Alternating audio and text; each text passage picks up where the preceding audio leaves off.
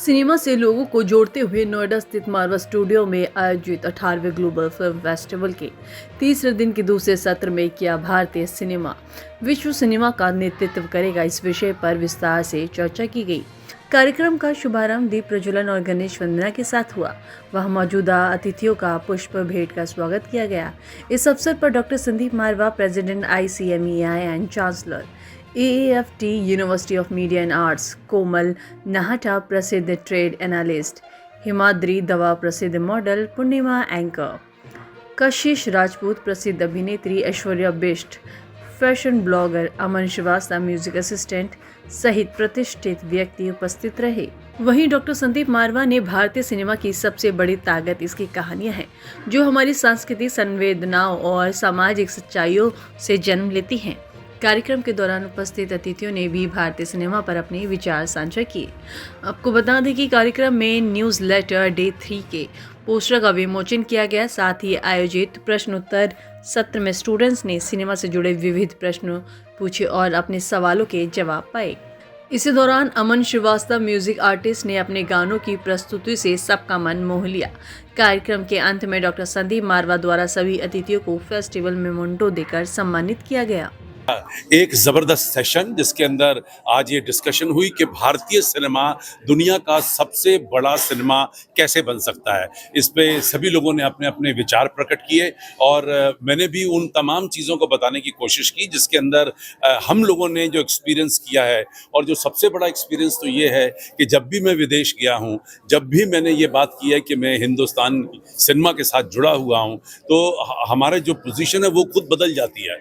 लोगों का रवैया बदल जाता है, उनकी सोच बदल जाती है, उनको हमें रिसीव करने का तौर और तरीका बदल जाता है। और ये सब शुरू हो जाता है बिल्कुल इमिग्रेशन की विंडो से कि जैसे ही आप हिंदुस्तानी पासपोर्ट दिखाते हैं, पहले तो वो बोलते हैं कि हो कंट्री ऑफ मोदी। तो पहले तो जो मोदी साहब ने हिंदुस्तान का जो नक्शा बदला है, जो लोगों की सोच बदली है देश के प्रति, वो उसने हमें बहुत अपलिफ्ट किया है। उसके बाद मैं समझता हूँ कि जो दूसरा नंबर है वो हमारी हिंदी फिल्मों का है, जिसने पूरे संसार के अंदर लोगों की सोच बदली है। लोग आज भी ये कहते हैं कि हम हिंदी फिल्में देखते हैं क्योंकि जो मोहब्बत, जो प्यार, जो संस्कार हमें हिंदुस्तानी के देखने के मिलते हैं, वही हम चाहते हैं कि काश हमारे मुल्क में हो। खास तौर पे जो वेस्टर्न वर्ल्ड है वो तो ये संस्कार सारे भूल ही गया है। तो इस तरीके से हमारी ये सारी जो सोच है वो हमारी फिल्मों के जरिए देश भर और दुनिया भर के अंदर खूबसूरत तरीके से स्थापित हो रही है। और यही एक बड़ा कारण बनेगा कि हमारी फिल्में देश भर और दुनिया भर में पहचानी जाएंगी। आज की डेट में भी तकरीबन 162 मुल्कों में हिंदुस्तानी फिल्में देखी जाती हैं। आज भी हमारी हिंदुस्तानी फिल्में जो हैं वो विभिन्न देशों के चैनलों के ऊपर दिखाई जाती हैं। और इसका दूसरा बहुत बड़ा प्रभाव जो मैंने देखा है कि हमने 17 साल पहले Indo Nigeria film and culture forum बनाया था। आज ये कहते हुए बड़ा हर्ष हो रहा है कि इसी फेस्टिवल में हमने 91 फिल्म एंड कल्चर फोरम बनाया कंट्री लातविया के साथ, जब उनके एम्बेसडर साहब यहाँ पहले दिन मौजूद थे। और 90 से ज़्यादा देशों को आज हम लोग मारवा स्टूडियो से, AAFT से और ख़ास तौर पे international chamber of media and entertainment के इस प्लेटफॉर्म से रिप्रेजेंट कर रहे हैं। मैं समझता हूँ कि कुछ सालों में हो सकता है कि पूरी दुनिया इस बात का यकीन कर लेगी कि हिंदुस्तानी फिल्में सबसे अच्छी फिल्में, सबसे ज़्यादा खूबसूरत फिल्में और दुनिया के संस्कारों को बचाने वाली फिल्में। सबसे पहली बात तो यही मैं कह रही थी कोमल नाहटा सर से भी कि जब हमारा टाइम था, when I was in my college, तभी हमारे लिए ये सब प्लेटफॉर्म नहीं था। We were not having such kind of platforms. मतलब we were only assigned to be an engineer और doctor. This was the thing.